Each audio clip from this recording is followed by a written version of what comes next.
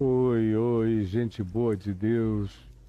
Aqui neste país, homens, mulheres, idosos, crianças, adolescentes, gente amada que me assiste com o melhor coração possível. E no mundo inteiro, há anos e anos e anos, e eu sei que as crianças me dão uma atenção extremamente especial. Desde que eu comecei a pregar na televisão há 50 anos em Manaus, no Amazonas, e eu recebia cartinhas dos pais dizendo que os filhos é que os chamavam para irem me ouvir, que ficavam encantados. Eu andava pela rua, eles me chamavam de Jesus, de Papai do Céu, durante tantos anos, até o dia de hoje. De vez em quando eu encontro crianças em lugares diferentes que vêm para mim e me perguntam se eu sou Jesus ou se eu o conheci, qual é o meu vínculo com o Papai do Céu. E são tão lindos, tão lindos. Eu quero, no dia de hoje, deixar minha saudação introdutória para as crianças que me amam porque olham os meus olhos, veem que eu não estou fazendo teatro de natureza nenhuma, nem média. Criança lê a sua energia, enxerga o seu halo, enxerga a sua aura de luz, enxerga o que emana da sua frequência espiritual. Criança não se engana quando olha para quem de fato trata a vida com sinceridade e trata a criança com respeito e dignidade. E eu agradeço imensamente a Deus por, durante todos esses 51 anos pregando o Evangelho, ter contado com tanto amor das crianças. E como elas trouxeram milhares de pais para me ouvirem e ficaram, e frequentemente ainda no dia de hoje, o pai ou a mãe ou um parente chegam com preconceitos aprendidos a meu respeito nos grupos religiosos que frequentam, e quando dizem isso às crianças, e às vezes já assim com o dedinho passando aqui e ali, no YouTube da vida, me veem lá, me clicam, me ouvem, e de maneira quase instantânea me aprovam, me acolhem, passam a me querer bem e confrontam o pai, a mãe, o avô, dizendo: não, eu conheço ele, eu assisto, o espírito dele é bom, não é esse não. Vem assistir comigo. E quantas histórias eu tenho visto e ouvido de gente que por causa dos filhos ganhou outro olhar, ficou livre do seu preconceito. Então, meu amor expresso hoje por todas as crianças que estão me vendo no Brasil e no mundo inteiro. E que Deus as abençoe. Olha só, gente, ontem eu estava aqui falando da mãe de Tiago e de Tiago e João, daquele pedido que passou por cima do anúncio de Jesus de que importava que ele subisse a Jerusalém e lá ele fosse entregue pelos principais sacerdotes, pelos principais religiosos, teólogos e escribas, nas mãos do povo, dos gentios, e que eles iriam condená-lo e entregariam, portanto, eles aos romanos, aqui chamados de os gentios, para que o complemento de escárnios, açoites, culminando com a crucificação, acontecesse. Aí Jesus repete isso pela 5ª vez, só aqui em Mateus. E aí diz, porém, ao 3º dia ressurgirá. Porém, ao 3º dia ressurgirá. Mas eles, como em todas as vezes anteriores, agora já não fazendo mais como Pedro fez na primeira, que foi confrontar Jesus, dizer isso jamais te acontecerá. Dali para frente eles passaram a pular o tema, a desviar o tema, a puxar outro assunto. Mas eles nunca conseguiram acolher a cruz, nem com a promessa da ressurreição. E o tempo todo o que eles queriam era, escuta, fala-nos do trono, a gente quer o trono, é a tua glória.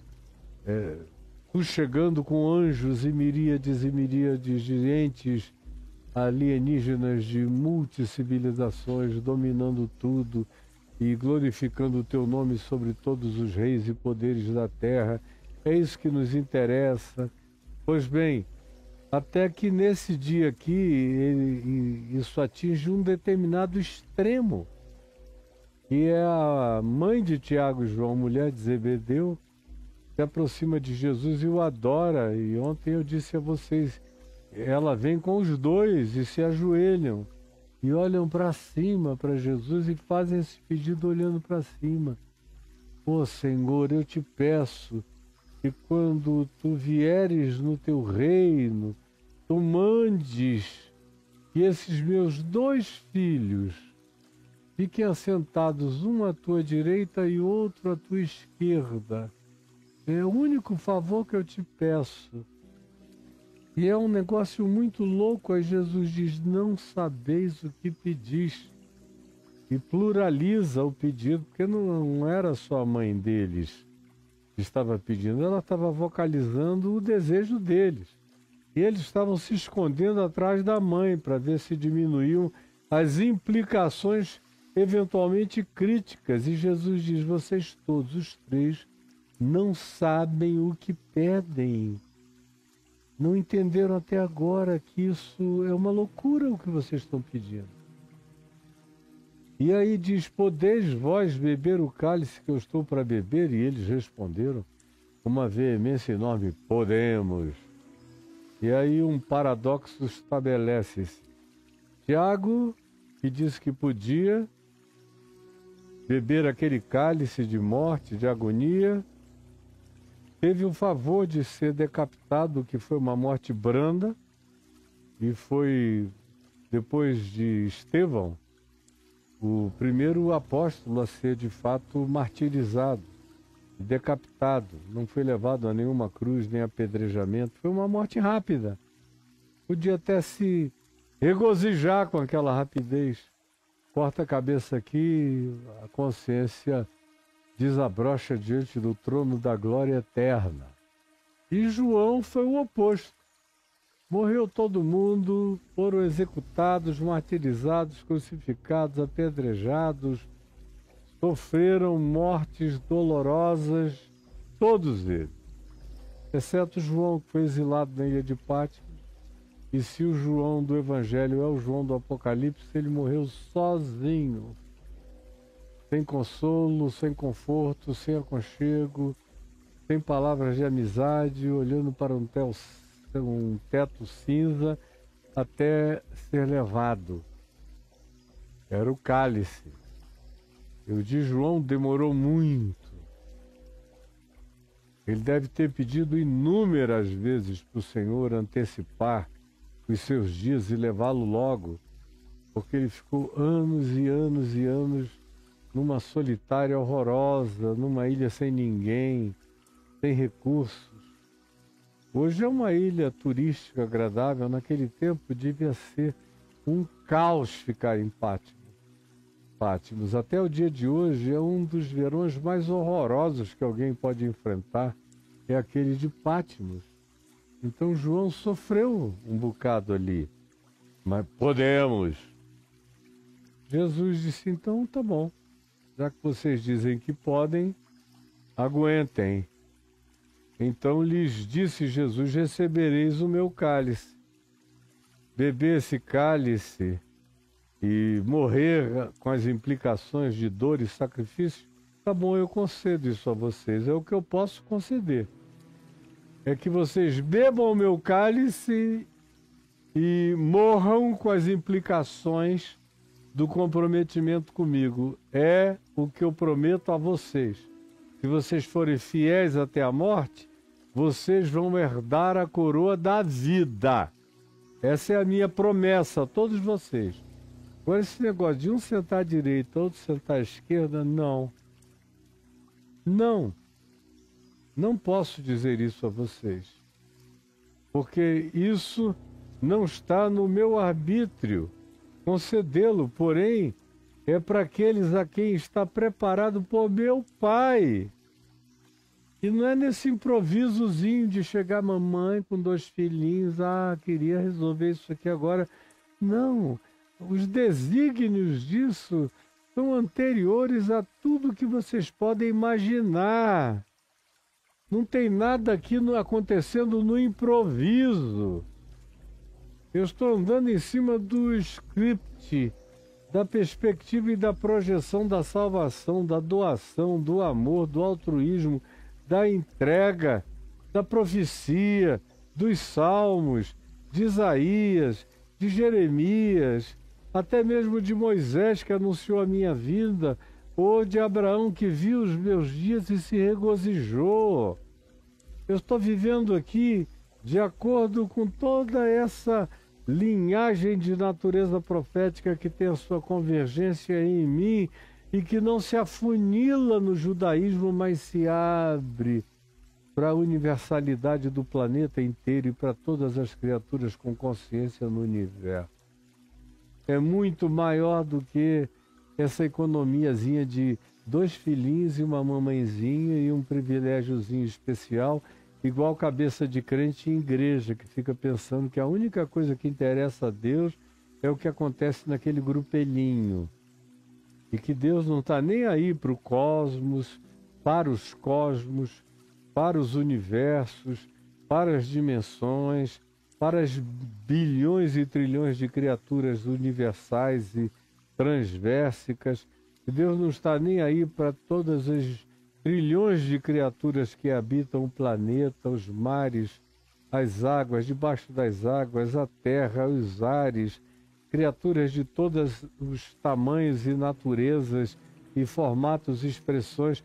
Parece que Deus não está nem aí para nada do que Ele criou, para o universo inteiro, nem para a humanidade, nem para calamidade, nem para dor, nem para sofreguidão, nem para angústia, nem para fome, nem para miséria, nem para injustiça, nem para iniquidade, nem para péssima e horrorosa e perversa distribuição de renda. Parece que Deus não está nem aí para tudo que os profetas disseram que Deus priorizava. Parece que Deus não está nem aí para tudo que Jesus pautou. Jesus pautou como prioridade dele, Jesus, que eram as prioridades do Pai, que trabalhava até agora, e ele disse, eu trabalho também pelas mesmas pautas e interesses. Mas crente é assim, como a mulher de Zebedeu e como Tiago e João, todo mundo é igual. Querem saber quais são os privilégios especiais para o gueto. São filhos do gueto e querem reduzir o reino de Deus a um gueto de interesse clubesco, congregacional, de um timezinho de eleitos supremacistas que se acham os seres mais especiais do universo, porque são os escolhidos e os separados, e são os seres assim extraordinários, os únicos que Deus vê, pelos quais se importa, aos quais quer abraçar, acolher, salvar e perdoar. Tamanho é o narcisismo desses grupelhos religiosos, dessas seitas, porque o que a mulher de Zebedeu e Tiago e João estão expressando aqui é a mentalidade da seita. É a mentalidade da seita. É tipo os 144 mil dos Testemunhas de Jeová, baseados no Apocalipse, ou o grupo dos escolhidos da Ellen White no Adventismo, ou o grupo dos eleitos, dos ultra-eleitos, na predestinação dupla, de dupla mão, e que Deus não só predestinou uns para os céus, mas predestinou todo mundo mais para o inferno. É coisa de seita, horrorosa. E vocês todos são criados na seita. Na igreja pentecostal, são os batizados do Espírito Santo, os únicos que têm garantia de alguma coisa. E assim mesmo, se na sua hipocrisia apresentarem um currículo vitae de não pecados exteriores, visíveis, mensuráveis e quantificáveis, fotografáveis e filmáveis. É isso que interessa a eles. Se pode depreender da cara para fora, porque não tem nada a ver com a pestilência e o impregnamento de perversidade e de peçonha e de rapina e de putrefação nas suas almas. Nada.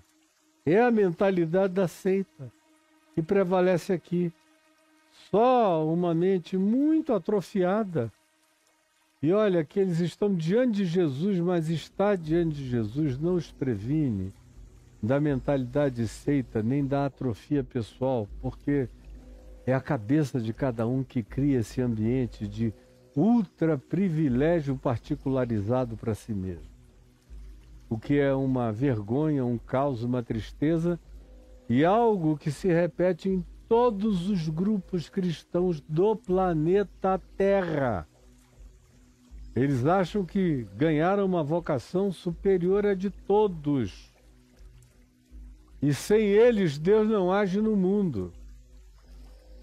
Sem que eles vão, sem que eles preguem, sem que eles falem, sem que eles defendam a Deus, sem que eles tenham um lugar garantido de visibilidade, um trono de glória para serem expressões de Deus na terra, Deus está diminuído.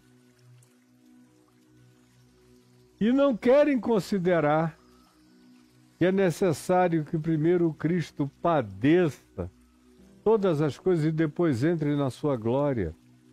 Não querem considerar o que a gente vai ver algumas páginas adiante, no capítulo 24 de Mateus, e a seguir nas parábolas que vêm logo depois, que falam de uma longa espera entre a morte e a ressurreição de Jesus e a vinda de Cristo.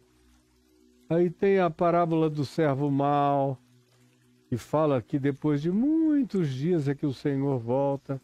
A parábola das virgens, que também diz que demora muito a volta do Senhor a ponto de todo mundo morrer de sono. A parábola dos talentos, que também fala de uma espera longa, até que depois, no fim de tudo, vem o Senhor e pede que eles prestem contas. A parábola do grande julgamento, das ovelhas e dos cabritos, que acontece também no fim dos tempos, e uma quantidade grande de outras parábolas, que nos dão conta desse grande interregno, como a parábola das bodas, que a gente vai ler em Lucas, que diz que os que foram primeiros chamados disseram que não queriam ir, porque tinham outras coisas mais importantes para fazer.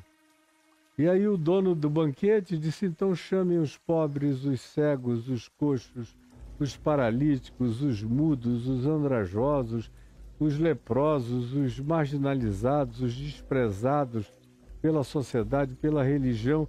Chamem, porque agora os outros que foram convidados primeiro e se fizeram de rogados e disseram que tinham coisas mais importantes para fazer do que atender ao convite do reino de Deus, esses aqui não entram mais. Ficarão batendo na porta de fora. Agora, aqui dentro, a gente vai encher de todo mundo que eles repudiam, que eles odeiam. Eles acham os seres totalmente amorfos, sem beleza para serem incluídos no desejo de salvação e de graça e de acolhimento e de abraço divino para com esses seres que eles próprios, os religiosos que não aceitaram o convite, repudiavam. Mas é uma parábola que diz que tem um grande interregno. Enquanto eles vão dizendo não quero, não quero, não quero, como a religião está fazendo o tempo todo, não quero. Ela não quer Jesus. Tem um problema sério com Jesus, com a personalidade de Jesus, com as opções de Jesus, com as escolhas de Jesus, com as preferências de Jesus. Não gostam dos amigos de Jesus, não entendem as prioridades de Jesus, repudiam as pautas todas de Jesus, são inimigos dos amigos de Jesus, acusam Jesus de fazer os milagres que faz pelo poder de demônios, do maioral dos demônios. Chamam Jesus de louco, de hippie, de suicida, de inconsequente, de samaritano endemoninhado, de todas as coisas, de amigo licencioso, de publicanos e de pecadores. Eles não pouparam definições pejorativas para Jesus, assim como o fazem os mesmos religiosos hoje em relação a qualquer pessoa que manifeste um pingo de semelhança com Jesus, já recebe imediatamente a mesma perseguição, do mesmo gênero, a mesma coisa. Pois bem, Jesus diz não, isso é meu Pai que concede. E não tem a ver só com esse grupinho aqui. Vocês acham que meu Pai está reduzido a 12 pessoas? E a boa vontade deles irem ou não irem? Vocês acham que tem algum ser humano no planeta que Deus a ele tenha se prendido de modo que a obra de Deus, o trabalho de Deus, o reino de Deus, a manifestação de Deus só acontecerá se houver a anuência de algumas pessoas importantes? Vocês estão loucos. Meu Pai sabe a quem quer, a quem escolheu, a quem manifestará, não só agora, mas no curso da história inteira. Gente que vocês jamais nem conhecerão, nem saberão a existência, e que carregarão um espírito muito mais quebrantado, muito mais entregue, muito mais voluntário, muito mais despretensioso, muito mais manso e humilde de coração, muito mais pacificador, muito mais resiliente em alguns aspectos da vida, e que vão se alegrar na esperança do reino de Deus, e que vão aceitar a cruz e a ressurreição e vão viver se gloriando na cruz de Cristo, que vocês tentam evitar, escapam, tentam pular o tema e introduzir outras questões para não ficarem cara a cara com isso, porque vocês não querem a cruz, vocês só querem tronos, domínios e poderes. Isso, nos dias de Jesus já era assim. Ora, quando Jesus disse isso, a mulher de Zebedeu, mãe de Tiago e João, e a Tiago e a João que ali estavam, ao falar isso, o verso 24 diz: ora, ouvindo isso, os outros 10 apóstolos, 2 estavam ali com a mãe, 10 estavam assistindo e um outro grupo de pessoas vendo aquele espetáculo. E ontem eu disse que era um verdadeiro presépio devocional, de joelhos, mas não passava de uma presepada, de fato. Ora, ouvindo isto os 10, o pedido deles, indignaram-se. Ficou todo mundo com raiva de João e de Tiago. E pelo amor de Deus, cara, já subiram no Monte da Transfiguração. Vocês já ouviram algumas vezes ele dizer que determinadas coisas estão reservadas para o Pai e que ele não vai compartilhar com ninguém, porque ninguém sabe. Por que que vocês querem e atravessam a mãe de vocês para fazer um pedido insólito e ridículo dessa natureza e ficaram indignados contra os dois? Imagina o climão de Pedro, André, Bartolomeu, Judas Tadeu, Judas Iscariote, Simão Zelote, Bartolomeu, Filipe, todos aqueles ali. Mas o que é isso? Que loucura é essa? O que vocês estão pensando de você mesmo? Agora você veja como é fácil surtar. Você está me olhando aqui? Como é fácil surtar. Na presença de Jesus. Imagina na ausência de Jesus. Como esse surto aqui chega com uma rapidez e uma facilidade indizível e vai tomando conta do coração da grande maioria. Quase todo indivíduo que eu vejo dizendo, preste atenção, que recebe revelação de Deus, que tem visão de Deus, que Deus falou com ele, fala com ele no ouvido e no coração dele, e Deus dá revelações a eles.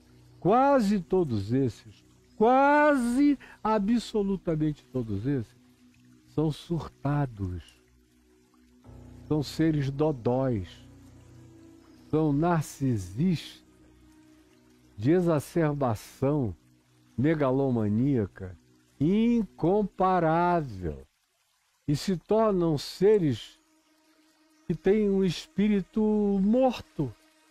O coração deles é cauterizado, eles não sentem mais nada, o coração se torna de pedra, eles se tornam os maiores caras de pau desse mundo, são capazes de desavergonhadamente dizerem qualquer coisa em nome de Deus, sabendo que estão mentindo, e mentem, e inventam, e teatralizam, e criam personas impressionantes para enganarem os impressionáveis. Está lotado à nossa volta.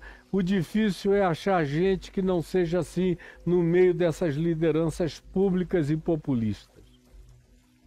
O difícil é achar gente que não seja assim. E quem quer que tenha o mínimo de consciência do Evangelho fica indignado com isso aí. É algo digno de indignação. De tão indigno que é, que provoca a indignação de quem tem um mínimo de dignidade. A indignação é a antítese da dignidade. É a reação à indignidade, à falta de dignidade. E foi o que esses 10 manifestaram aqui. Então Jesus, chamando a todos eles, disse: preste atenção no que ele diz, porque isso aqui é o que vai nos interessar hoje bastante. Preste atenção, tá bom? Toda atenção a mim. Isso que eu vou dizer agora é o que nos interessa fundamentalmente no dia de hoje. Então, Jesus, chamando-os à parte, lhes disse, e preste atenção no que Jesus lhes disse: sabeis que os governadores dos povos, os Pilatos dos povos, e aqui no Império Romano, havia muitas cidades-estado dominadas pelos romanos. Por exemplo, na Grécia Antiga toda e na Mesopotâmia. Você vai hoje à Turquia, onde está boa parte daquilo que o Novo Testamento chama de Ásia Menor está dentro da Turquia, boa parte. Uma outra parte está dentro da Grécia. E você chega em cada cidade, tinha uma espécie de cidade-estado, com a sua autoridade local, fosse governador, fosse até um rei local, submisso ao imperador romano. Mas ele tinha privilégios de uma realeza local, como era o caso, por exemplo, do rei Herodes na Palestina, que não mandava de maneira absoluta em nada, mas era o representante do imperador e tinha privilégios de um rei local, a mesma coisa. E Jesus usa essa ilustração para dizer a eles: vocês sabem com certeza, sabeis que os governadores dos povos os dominam e que os maiorais, os mais influentes, os mais ricos, os mais acadêmicos, os que têm poder de maior visibilidade, de maior impressionalidade, que são chamados aqui de os maiores, exercem autoridade sobre os outros, que nem são realezas, nem são governantes, nem são procônsules, nem são autoridades, nem são figuras de respeitabilidade célebre naquela sociedade, por qualquer que fosse a razão. Vocês sabem, no mundo em que vocês vivem, quem são as figuras que recebem a convergência de autoridade para esse topo da pirâmide, de onde todas as coisas derivam, como controle, como poder, exatamente como acontece nos nossos dias até agora. Então vocês sabem que é assim no mundo. É assim no Império Romano, é assim em Laodiceia, é assim em Pérgamo, é assim na região de Filipos, é assim na Macedônia, é assim em várias cidades-estado da Ásia Menor, aonde existem essas autoridades com essa capacidade de dominação, assim como os hiperelevados militares, centuriões, generais, capitães de grupos legionários poderosos, também exercem essa autoridade no âmbito do seu alcance, do seu domínio.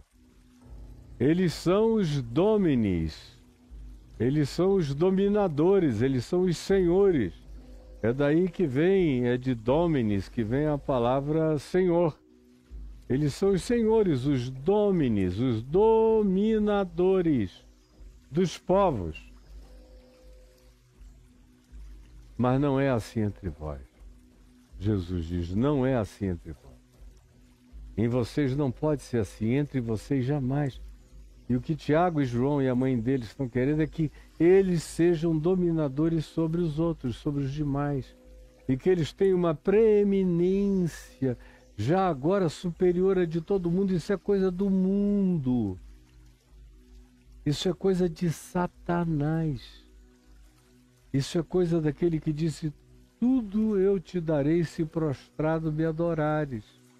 Só porque eles acham que estão pedindo isso a mim, eles estão pedindo fora do âmbito do interesse e da alegria satânica, mas não estão. Qualquer que seja o desejo de dominação, pode ser pedido a Jesus, mas é diabólico. Qualquer que seja o desejo de dominação, pode ser pedido a Jesus, mas é um pedido para exercício de um poder diabólico. Você está chocado? Não. Pessoal que está aqui militando, como ontem eu vi o Silas Malafaia, com medo, angustiado, porque a reunião de 1 milhão não passou de 18 mil, porque já tem gente do grupo dele indo se refugiar nos Estados Unidos. Aí ele vem arrumando desculpas aqui e ali, mas o desejo dele era hoje ter o antigo presidente, o anterior presidente, na presidência, de preferência com um golpe de Estado, sem democracia, onde ele seria uma espécie de Ayatollah Malafaia, o que ele, de certa forma, já foi no governo anterior, e agora está vendo tudo isso se desmantelar diante dos olhos dele. O que está em questão é medo de um lado e a frustração da perda do domínio. Ele imaginou que dentro de mais 1 ano e meio, 2 anos, estaria nas mãos dele outra vez e daqueles que estão ali fazendo esse papel de asseclas de um poder absolutista, tirano, dominador e que para quem os fins justificam os meios. Como é o caso nos Estados Unidos da América que está acontecendo. Pois bem, Jesus disse, não é assim entre vós. Vocês não serão dominadores. Em vocês não haverá e não pode haver teologia do domínio. Se tiver teologia do domínio, vocês estarão servindo a Satanás. E é o que disse, esses reinos todos do mundo me pertencem. E eu dou a quem eu quiser. Basta se curvar a mim. Se curvar não é necessariamente ficar de joelho em algum templo satanista, não. É curvar o desejo, é curvar os ideais, é submeter-se às pautas da malignidade. Como o Elon Musk disse, o maior defeito da humanidade é a empatia, esse negócio de se importar com os outros. Matar a empatia faz parte da pauta de Satanás. Essa coisa de proteger os pobres é coisa de Jesus, mas faz parte para eles de um atraso demoníaco, satânico, do qual a gente deve fugir. E conquanto Jesus tenha dito, não será assim entre vós, pelo contrário, quem quiser tornar-se grande entre vós, esse será o que sirva a todos, o que se entregue, o que se doe, o que se ofereça, o que não busque o seu próprio interesse, mas sirva com amor. E quem quiser ser o primeiro entre vós, fique sabendo, só o será se tornar servo de todos os demais, deitando-se como uma ponte sobre o abismo para os outros passarem. Tal como o Filho do Homem, tal qual eu, que não vim para ser servido, senão estaria nos palácios, com séquitos de homens e de anjos me servindo. Senão eu teria aceito a oferta de Satanás, tudo isso eu te darei se prostrado me adorares, terás todo o domínio imediato. Mas vocês têm que saber a serem como eu. Vocês só terão sentido na terra se forem como eu. Se vocês desistirem de mim, das minhas pautas, dos meus pensamentos, da minha mente, dos meus compromissos, das minhas entregas, do meu serviço, da minha voluntariedade, do meu altruísmo, da minha empatia, porque vocês serão salvos pela minha solidariedade na cruz para com todos os homens. E só é de Deus se for assim, se vocês desistirem de como eu pratico essa liderança de graça, de acolhimento sobre vocês e sobre quem quer que queira ser meu discípulo. Se não for assim, está tudo estragado. Se vocês buscarem esse poder direto para ganharem essa ascensão pública, para serem os que dão as cartas e que determinam tudo, vocês não terão nada a ver comigo. Porque eu decidi não ter essas cartas na mão, decidi viver sem esse poder. Decidi não ser servido, mas servir. Decidi, pelo anonimato promovido pelo marketing dos governos e pelas ofertas dos soberanos, que a única coisa que querem é que eu me submeta a eles, para que eles me favoreçam em tudo quanto eu possa desejar, e eu não quero. O meu chamado é ir à cruz e depois ressuscitar. Se vocês não entenderem isso, vocês não serão tal qual o Filho do Homem, que não veio para ser servido, mas para servir e dar a sua vida em resgate de mundo. Agora preste atenção, porque vou começar nesse momento. Quando Jesus diz, diante da indignação dos outros 10 discípulos, disse a todos: sabeis que os governadores dos povos os dominam. São os dôminis, são os senhores. Por isso a gente tem o dia de domínio, de domingo, é o dia do Senhor, é o dia Dominis, é daí que vem a palavra domingo, deriva-se de Dominis, do Senhor, pertinente ao Senhor. Anos Dominis, é anos de Cristo, anos do Senhor, depois de Cristo. E Jesus usa essa palavra quando diz: sabeis que os governadores do mundo, os reis, os donos das guerras, das espadas, os promotores da sanguinolência, os que saqueiam os povos, os que medem forças e, de acordo com o poder que tenham, vão e expropriam, tomam tudo, riquezas, bens, terras, qualquer coisa. É assim que eles vivem, impondo o seu supremacismo pela sua elevação. Aqui comigo jamais será assim.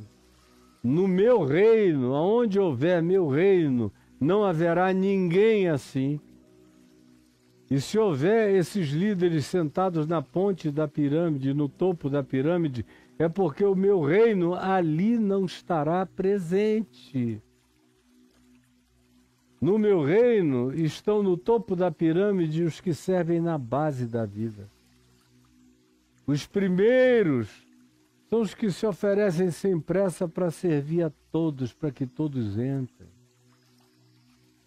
Os mais importantes são os que abrem mão desses significados de visibilidade e importância e se entregam, mesmo que seja anonimamente, para servir o próximo, com amor, sem precisar de divulgação do que fazem para a regimentação de prestígio, de poder, de influência, de dominação, de controle.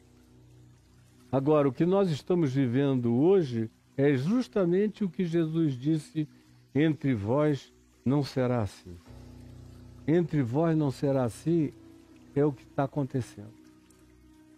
E a primeira vez que aconteceu foi lá atrás com Constantino, quando ele cooptou os bispos, pastores, líderes e autoridades com dinheiro, com campos, com propriedades, com glebas, com isenção de impostos, numa coalizão inseparável, potencializando a eles como nenhum sacerdote de cultos pagãos anteriores tinha sido potencializado, e eles ficaram totalmente cheios de entusiasmo pelo poder recebido e apelidaram Constantino de o 13º apóstolo.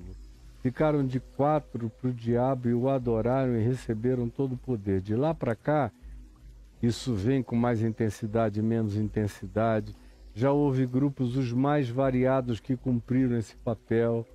O mais recorrente, mais longo deles no curso da história foi, indubitavelmente, o Vaticano, com os seus inúmeros papas, que se serviram disso e quiseram primazia absoluta, tronos, e mitras, e ouro, e glória, e os reinos da Europa servindo-os, e todos os reinos possíveis em adoração ao poder que eles diziam representar, e as piores coisas, as maiores bruxarias, feitiçarias, maldades, desumanidades, perversidades, pedofilias, promiscuidades, abusos humanos e extorsão, eliminação, tortura, morte, fogueira, decapitação, crucificação e imputação de pecados a seres humanos lindos, bonitos. Eu não podia ter uma ideia brilhante que você era um feiticeiro, era um bruxo. E isso aconteceu durante séculos e séculos e séculos.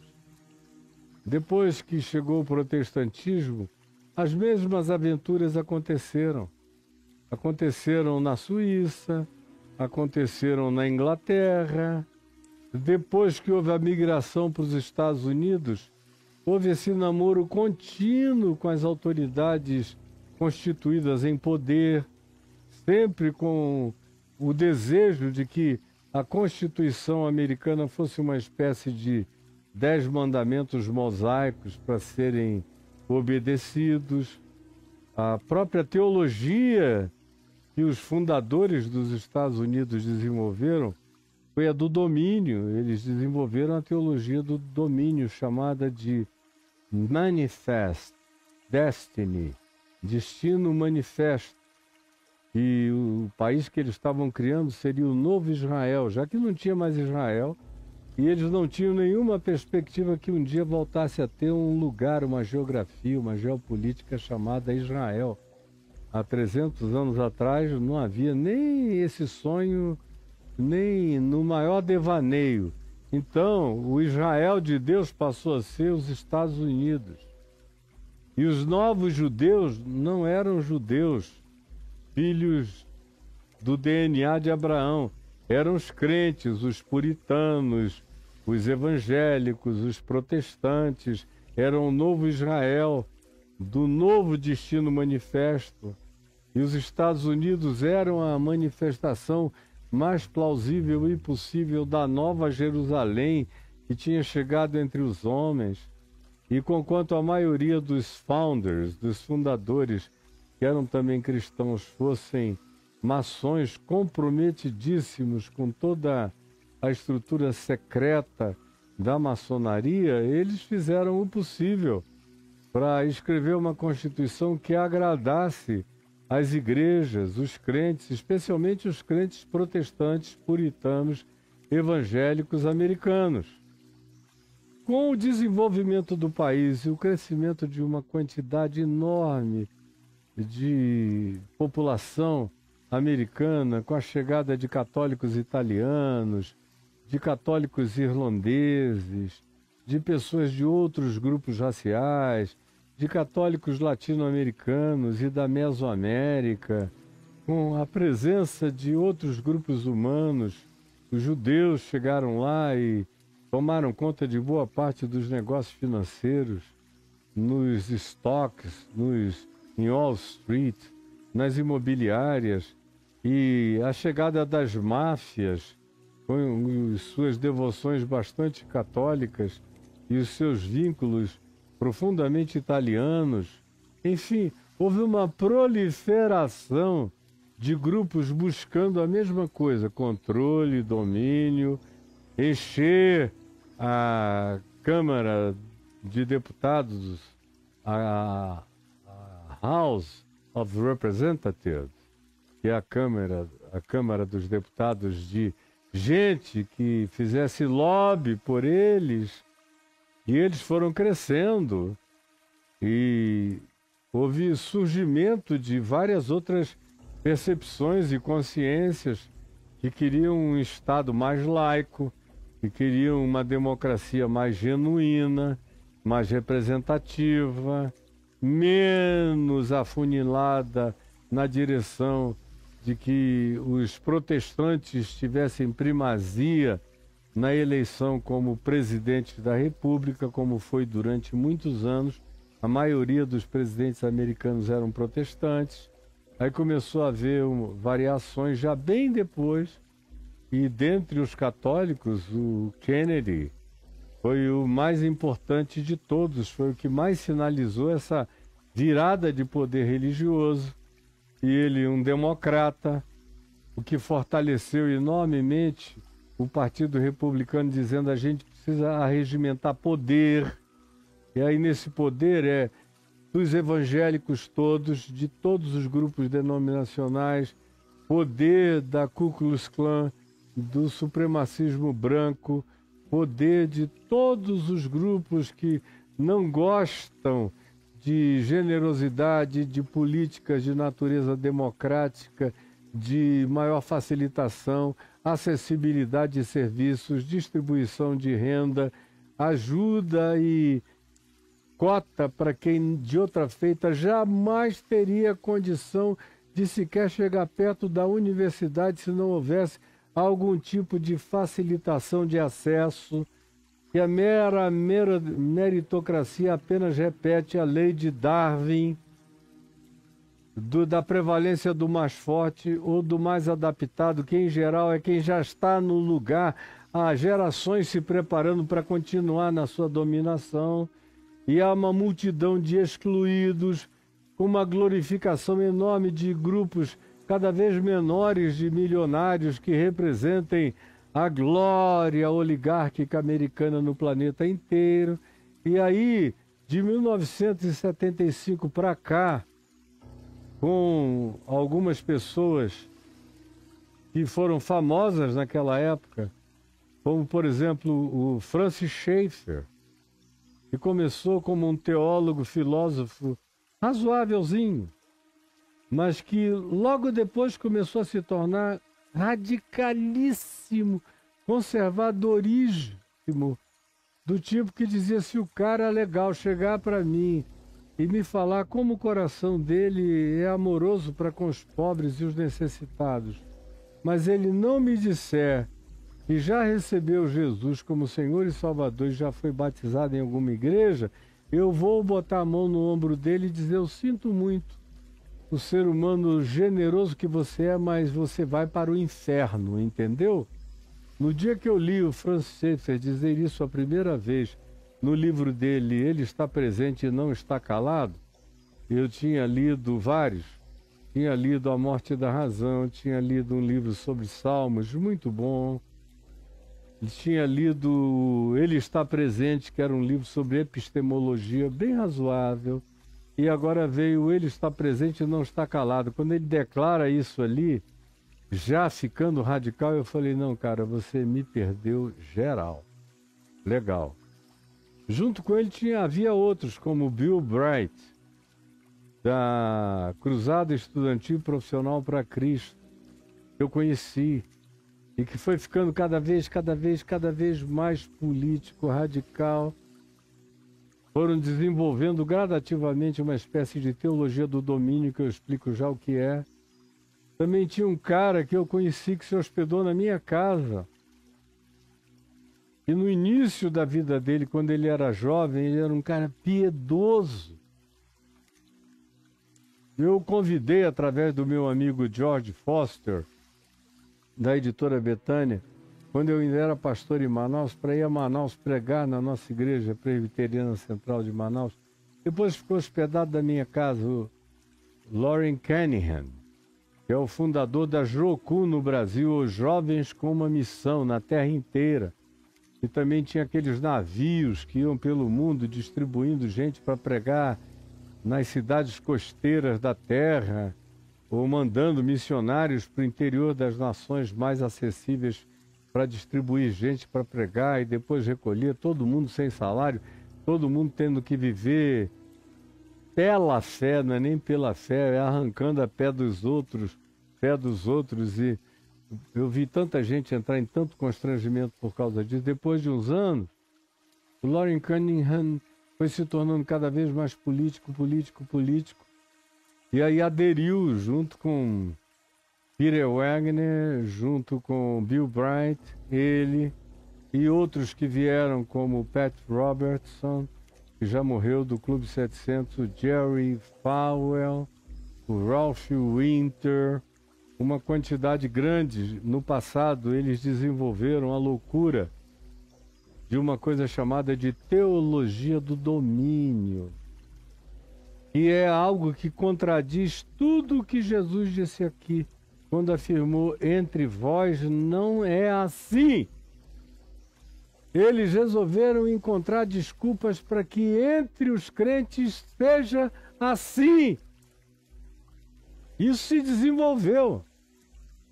E olha só a teologia esdrúxula que esses caras criaram. Eles pegaram lá Apocalipse 19, que diz que a grande Babilônia é também a cidade das 7 colinas. Nos dias de João, a cidade das 7 colinas, para a qual ele estava destinando o livro do Apocalipse, o João do Apocalipse, aquela cidade Babilônia que explorava todos os povos da terra e que tinha pretensão de divindade pessoal e que cooptava todas as religiões para servirem a ela e abençoarem a ela, porque ela queria reunir todos os poderes possíveis políticos e religiosos. João diz, essa é a Babilônia perversa. Essa vai receber o juízo de Deus. E aí eles disseram, não, quando João falou da cidade das 7 colinas, o Espírito Santo, olha só, nos disse que há uma revelação nova, que João não tinha. João pensou que tinha dito aquilo ali como um juízo contra Roma e contra qualquer outro centro de poder sistêmico de controle mundial e global que venha tomar o lugar que Roma tinha 2000 anos atrás. Não, é uma interpretação errada. Nós temos agora a interpretação dada pelo Espírito Santo, uma revelação especial. Totalmente especial, a saber que as 12 montanhas são 7 colinas de poder que nós temos que dominar dentro de Babilônia. Jesus está nos mandando entrar em Babilônia e dominar o topo dessas montanhas de poder. A primeira montanha é o governo, a governança política. A segunda montanha é a governança econômica. A terceira é a governança de usos, costumes, manifestações variadas de hábitos, de gênero. A terceira é o controle de todo o sistema educacional, eventualmente até acabando com os sistemas de educação do país para que eles sejam educados exclusivamente pela igreja e pela Bíblia e não aprendam mais nada. É rompimento de subvenção para a ciência, porque a ciência atrapalha a expansão do cristianismo, então a gente tem que acabar com ciência. Nos lugares aonde a gente chega, a gente tem que entrar com negacionismo científico. Também temos que dar um jeito de controlar a mídia, porque a mídia é um grande inimigo que faz a cabeça das pessoas, que as faz pensar em outra direção. E com a internet chegando agora, a gente pode inventar todas as narrativas, todas as mentiras. Não faz mal, os fins justificam os meios. A gente vai mentir para a glória de Deus, para relativizar a grande imprensa e criarmos um mecanismo de comunicação subreptício, aonde esse povo que a gente vai estimular a não se alimentar de informação que vem de nenhuma imprensa profissional e que cheque os fatos, passe a ser alimentado por nós e, sobretudo, pelo que a gente diga no púlpito, às igrejas, enfim. São 7 picos de controle na sociedade. É o que eles vêm fazendo nos Estados Unidos. No primeiro governo Trump, eles fizeram um ensaio, mas não chegou a ser perfeito. Agora eles acham que alcançaram a perfeição lá, porque o Trump se elegeu com base neles. Eles têm um grupo de pastores que vivem dentro da Casa Branca. Tem uma pastora, e a Paula, que fica lá impondo as mãos na cabeça de todo mundo e profetizando que ele é ungido do Senhor, que o Senhor o levantou, que ele é o homem do coração de Deus. Todo dia ela diz isso a ele, não importa o que ele faça, ele pode mandar matar a mãe, mas ela vai dizer e eles vão abençoar, amém, amém, amém, porque eles querem é domínio, é controle. domínio sobre o Congresso, gostariam de ter domínio sobre a Suprema Corte Americana, como eles já estão tendo alguma troca de domínio com o presidente, e faz coisas para eles e eles fazem outras para o presidente. É uma mão lava a outra, mas o que está em vigência é a prática da teologia do domínio, que está aqui no Brasil, em pleno desenvolvimento. E hoje, por exemplo, eu fui informado do nome da pessoa que aqui no Brasil faz a ponte entre os grupos evangélicos reacionários brasileiros e os grupos que estão dentro da Casa Branca, praticando a teologia do domínio lá e desejando levá-la para todos os outros países possíveis cristãos da América do Sul, da Mesoamérica, da América Latina, para todos os países que eles possam na África. Eles estão praticando isso em Israel e também está sendo assessorada pelo equivalente judaico ao que eles são como evangélicos para o Trump nos Estados Unidos. Eles têm os equivalentes sionistas radicais que querem fazer limpeza étnica declarada, não é subrepetícia. Eles encontram em Netanyahu uma extensão daquilo ali, dessa dominação global. Eles perderam totalmente a esperança na volta do Senhor. A esperança deles é no controle deles, é no domínio deles. Eles vão realizar o milênio deles. Jesus não precisa vir, eles dão conta do recado. A única coisa que precisa é fazer umas mandingas para agradar a Deus.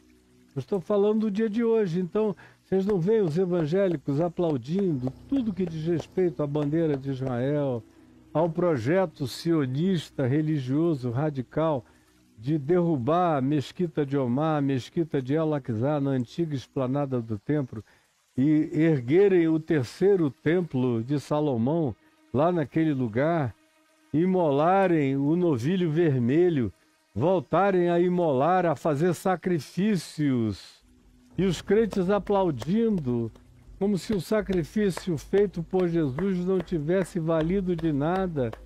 E eles aplaudem porque eles creem que até o Jesus só vai voltar depois daquele templo estar construído, dos sacrifícios de animais serem restaurados, das liturgias levíticas, que a Epístola aos Hebreus nos diz que ficaram obsoletas, caducas e foram de vez removidas, não prestam para mais nada, eram sombras de coisas que em Cristo já se concretizaram, mas eles ressuscitaram todos esses zumbis.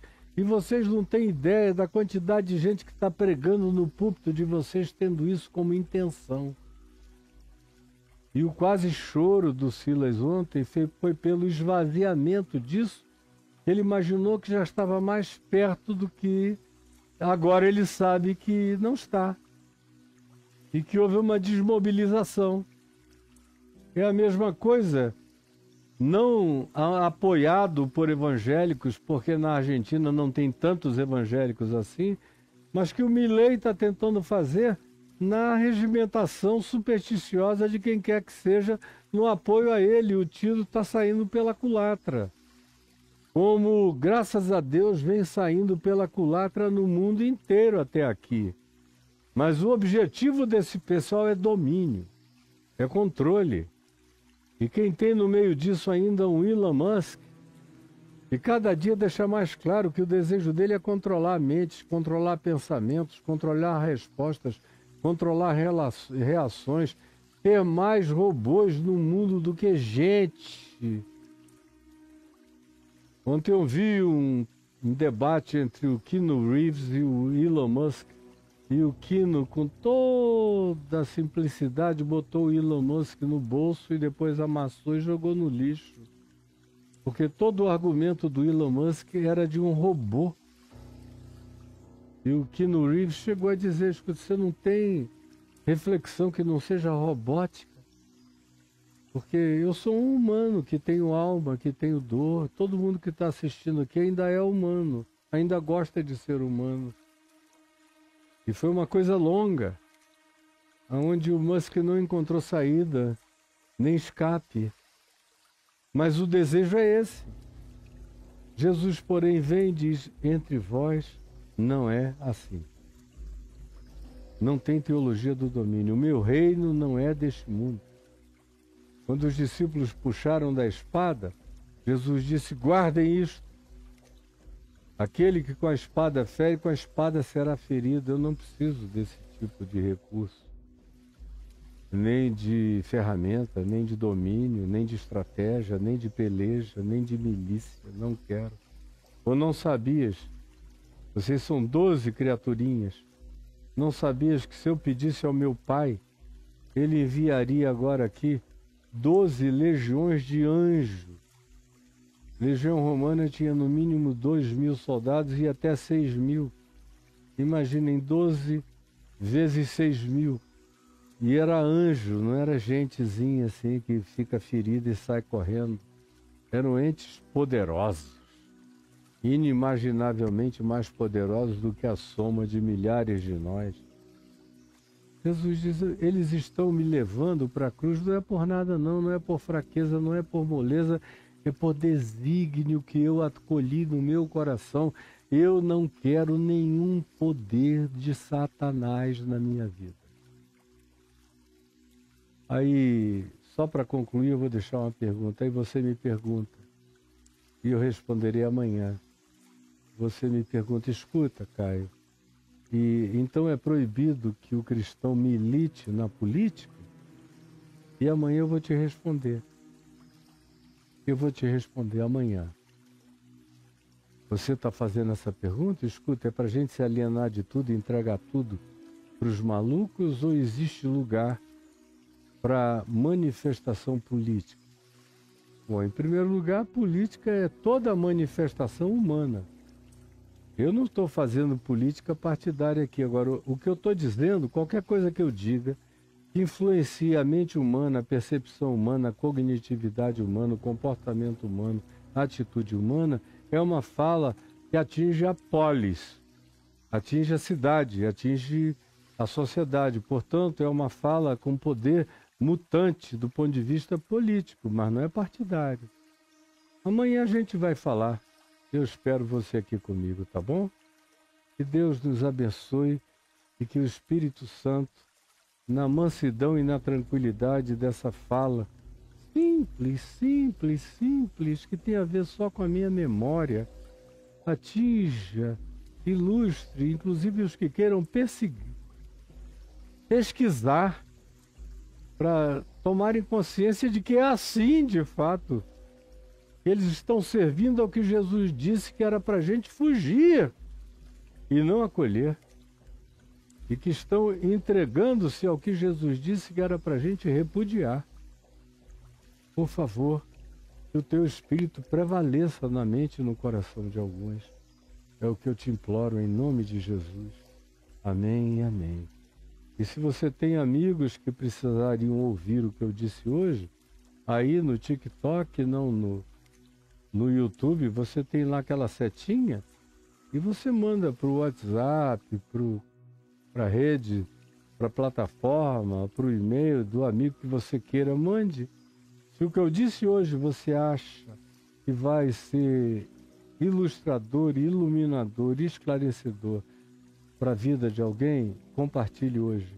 Ao mesmo tempo em que eu peço que você que chegou hoje aqui, que não é membro do canal, se inscreva e aperte o sininho, se inscreva. O algoritmo só reconhece essa linguagem. Se você vai entrando, vai se inscrevendo, vai apertando o sininho, eles vão me colocando para frente. Quando aparece alguma coisa, a gente aparece antes. E é uma coisa que não custa nada. Você se inscreve e nos ajuda uma barbaridade. Tá bom? Então, gente, olhem aqui. Tá olhando para mim? Tá passando aí um Pix. Cadê o Pix? Dona Clarinha. É um Pix pessoal. Caio e Adriana. Funciona nesse CPF. E você pode anotar. Isso é para quem quer nos ajudar pessoalmente. A mim e a minha mulher, as despesas da nossa vida e da nossa casa e da nossa sobrevivência e da nossa família. Eu, por exemplo, hoje passei o dia muito aflito em oração. pela minha filha caçula, que não está com emprego no momento, e já faz 3 meses ela vem sofrendo um bocado. E o meu coração de pai fica muito aflito, porque eu queria muito, muito, muito, muito poder ajudá-la. Estou tentando ajudar todos eles, os que precisam. Graças a Deus são só 2. Os outros 4 estão com a vida resolvida. Mas sempre tem alguns que pai e mãe precisam socorrer. Então, orem por mim nesse sentido, e quem quiser também ajudar e participar, está aí, esse CPF. Agora vai passar um outro Pix, que é um Pix de um CNPJ. Esse aí não é pessoal, não tem nada a ver comigo e com a Adriana, não vem nada para mim e para a Adriana. Nada. Oi, meu amorzinho. Aqui, você vai ficar aqui. Então não tem nada, absolutamente nada a ver comigo e com a Adriana. Deixa eu ver de onde é que veio essa página. Aqui. Então, tem a ver com o meu ministério. Daqui, de mim para o meu ministério, pode ir tudo que eu quiser. Agora, do meu ministério para mim não vem nada. Nunca veio, eu espero que nunca venha. Porque eu separo as coisas, faz 51 anos que as coisas nunca se misturaram aqui na minha vida. O que é do meu ministério é do meu ministério. O que vem para mim, eu uso só o que eu preciso, e o que eu não preciso eu devolvo para ter utilização de amplidão e expansão do ministério que Deus me deu para fazer, e do qual eu sou um dos principais voluntários, se não o principal voluntário, porque quem traz essa palavra sou eu. Então tá aí o Pix do CNPJ para você ajudar meu ministério. Agora, tem gente que diz, não, eu não gosto do Pix. Então escreva caiofabio.com.br, escreveu aí, caiofabio.com.br. Estou esperando a Clarinha achar ali o GC para colocar, caiofabio.com.br. Hoje é ela que está operando e não o Caio, que ficou doente. Então tá aí, primeiro, minha filha, escreva caiofabio.com.br. Você consegue colocar aí? E aí você escreve aí no seu navegador caiofabio.com.br, e aí aperta Enter. Quando você apertar Enter, o que vai de fato acontecer, você vai entrar no ambiente, ó, não é o /cursos por enquanto, minha filha. É só o caiofabio.com.br, tira o /cursos, tá bom? Então apertou caiofabio.com.br, entra aí nesse ambiente do meu blog ou do meu portal, tá bom? caiofabio.com.br, enter, você entra aí. Aí ali em cima tem um link escrito contribuição. Lá em cima, ó, tá ali piscando, branco, branquinho. Clique. Eu já começo te agradecendo e aparecem 2 bancos. Santander e Banco do Brasil, com as contas e todas as informações para você fazer uma doação, uma transferência bancária, o que você deseja fazer agora num desses 2 bancos. Embaixo está escrito mais opções de contribuição. Você clica e aí abre, passa pelo verdinho e cai nas outras opções. Outra vez o Santander e o Banco do Brasil, exatamente a mesma coisa de informações que havia na página anterior. E embaixo, para quem prefere, estão aí os cartões Visa, Mastercard, American Express, Diners Club e cartão Elo. Para quem quiser fazer uma doação programada para frente ou uma doação única, se for o caso. Embaixo tem o PagSeguro, todo mundo sabe como usa. E quem está no exterior está vendo o PayPal, que é como você pode mandar recursos do exterior para nós aqui, para ajudar no nosso ministério. Você entendeu? E eu espero que você, com espontaneidade, faça isso. Agora, o que eu quero concluir é pedindo que você escreva caiofabio.com.br/cursos. Agora sim, é o /cursos, Clarinha. Cadê o /cursos? caiofabio.com.br/cursos. Entrou aí. Escreva isso no seu navegador e Enter. Entrou? Aí você vai entrar num outro ambiente, se você escrever isso aí. E o ambiente é do Barra Cursos. São os cursos, minha filha. E não são exatos. Começa aí no Reconexões. Depois você tem que aprender como é que isso aí já vem direto para o Reconexões. Jesus, a chave hermenêutica, o ativar e tudo que está aí. Cada um desses lugares, ou desses banners onde você clicar, dentro tem uma mensagem minha de 1, 2, 3 minutos explicando o conteúdo que lhe será entregue se você adquirir esse curso, que é uma sequência. Esse aí do medo são 10, de 2 horas cada um. O Jesus, a chave hermenêutica, são uns 80, de 1 hora e tanto cada um. O ativar são centenas, ensinando em cada um deles como é que você bota aquela mensagem, aquele princípio do Evangelho em prática, em atividade no seu cotidiano. O Reconexões são 200 aulas de 10 minutos cada uma, lá para cima. 200 aulas de 10 minutos cada uma. E ao lado dele está aí o Jesus, a chave hermenêutica, que vai ensinando a você por etapas, texto a texto, compreensão a compreensão, até a sua mente ganhar um entendimento e receber os instrumentos interpretativos, hermenêuticos, para você olhar e compreender o Velho Testamento, o Novo Testamento, qualquer outra leitura, ficar livre do engano de qualquer doutrinação, teologia, essa loucura toda que nos cerca. Jesus, a chave hermenêutica, pode ser a melhor âncora de interpretação e de conhecimento e de segurança espiritual para você nunca correr o risco de ser enganado por nenhum desses lobos e por essa disfarçatez que nos cerca. Está aí o que eu gostaria de dizer a você. Está para chover, eu vou ter que parar, eu estou com um dia cheíssimo de coisas para realizar. Muito obrigado pelo carinho, pela atenção. Inscrevam-se nas minhas plataformas, no Instagram, no TikTok, no YouTube. Deem preferência a essas e façam esse curso na sequência aqui em Mateus no YouTube, onde você encontra 20 e tantos mil vídeos enormes. Os menores são de 1 hora cada um. Tem vídeos de 2, 3, 4 horas aí, para você aprender coisa demais. E no meu portal são milhares de textos. Quando você entra lá naquele portal que você viu meu rosto ali ainda há pouco, no caiofab.com.br, tem um lugar lá, um link chamado texto. Você clicar ali, você tem milhares de textos meus, de cartas minhas. Não são centenas, são milhares e milhares e milhares. caiofab.com.br, apertou Enter, você cai lá e lá dentro tem em cima, assim como tem contribuições, tem texto. Clicou em texto, tem uma lupa, você pode... Pena que a Clarinha não conseguiu devolver para lá.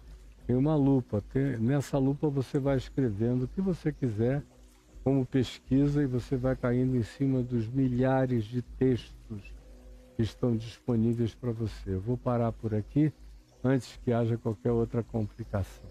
Deus nos abençoe. Um beijo para todo mundo, de todo o meu coração, em nome de Jesus.